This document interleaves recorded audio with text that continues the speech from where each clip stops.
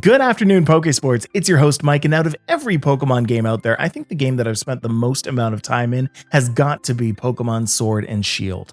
A big reason was the fact that I created a competitive Pokemon podcast, an Instagram page, a Twitter profile, a YouTube channel, a Patreon page, and a Twitch channel, but an even bigger reason was the fact that Pokemon Sword and Shield came to us with a mission: to make irrelevant Pokemon relevant and to create avenues for creative play and never-before-seen battles. They did that with the Gen 8 mechanic, Dynamax, and I thought that because we're about to exit Gen 8, I could show you 8 fun strategies that Dynamax created in Pokemon Sword and Shield.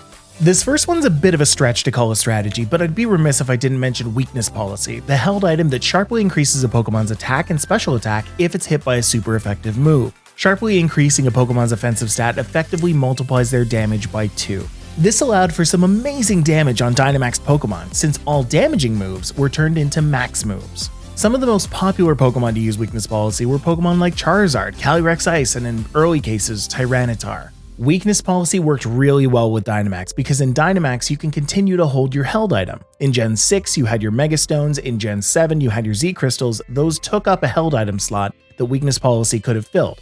In Gen 8, you had Dynamax, you could continue to hold your Weakness Policy and you could use it with the gimmick.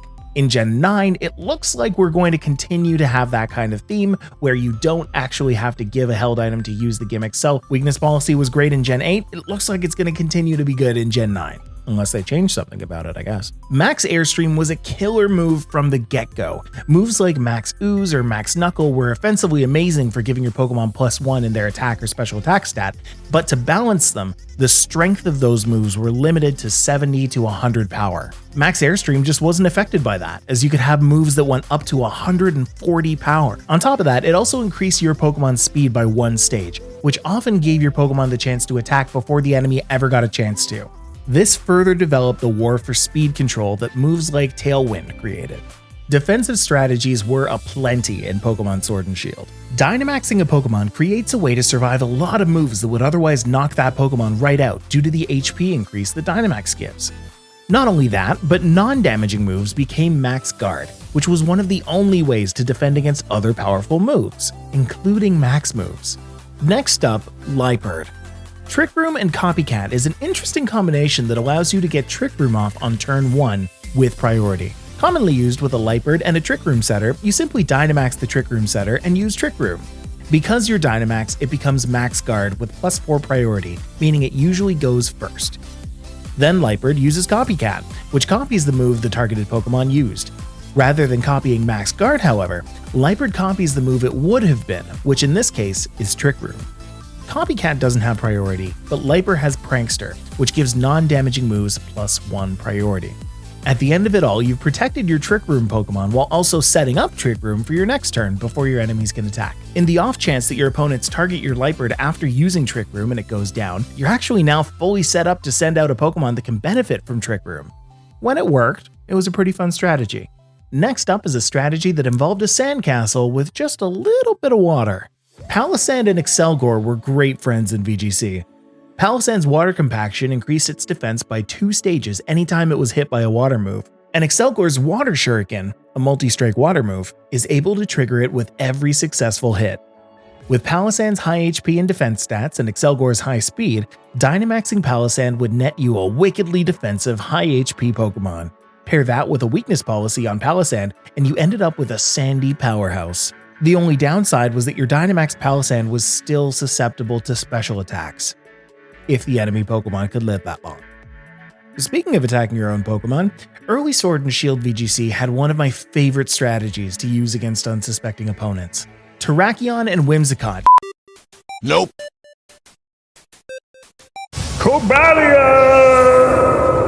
Terrakion and Whimsicott shared a unique interaction, taking advantage of the move Beat Up. Beat Up is a multi-hit move where the number of hits is decided by how many non-fainted Pokemon you have. If you're playing a normal game of VGC, you start the game with 4 Pokemon in your party. The attack of the move is decided by the Pokemon's base attack stat.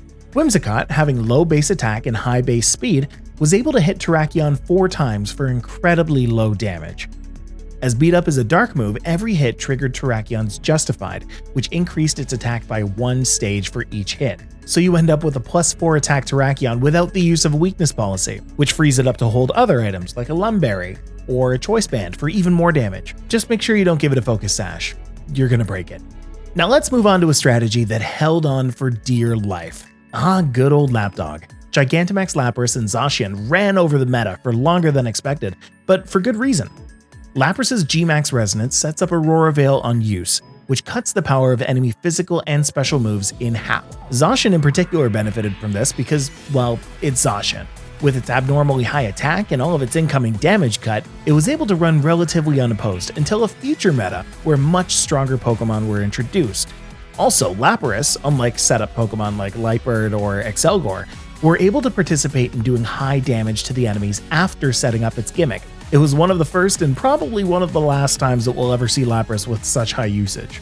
Next up is Trick and Eject Button here on PES 625 FM, the Pokésports. This one isn't exactly a strategy that Dynamax created per se, but it was certainly used more often because of it, as it dealt with Dynamax in a really interesting way. There are only 3 ways to get an opposing Dynamax Pokemon off the field: by knocking it out, by surviving for 3 turns, or by switching it out. Using Trick to slap an Eject Button on a Dynamax Pokemon and then attacking that Pokemon automatically switches it out, canceling their Dynamax. Whimsicott was a heavy user of this strategy due to its Prankster ability. It happened quite often where an enemy Pokemon would Dynamax at the beginning of the turn, Whimsicott would hit the priority trick, swap its Eject Button with the enemy's item, and then the partner Pokemon's priority move would trigger said Eject Button. Dynamax over before it started. Now I know I said we'd go into specific strategies, but I had to save this for last.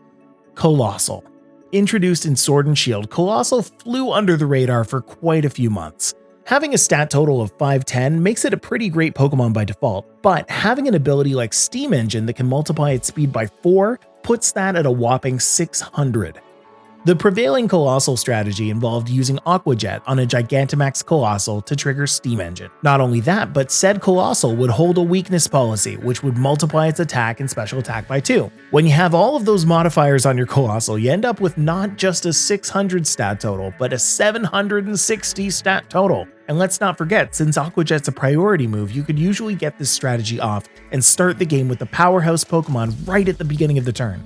So there you have it, 8 strategies that Dynamax created in Pokemon Sword and Shield. Did I mention one of your favorites? Do you have a fun strategy that I didn't mention? Let me know in the comments down below. Of course, be sure to give this video a like if you enjoyed, and subscribe to the channel for more. As always, thank you so much for watching, and we'll see you in the next one. Bye everybody.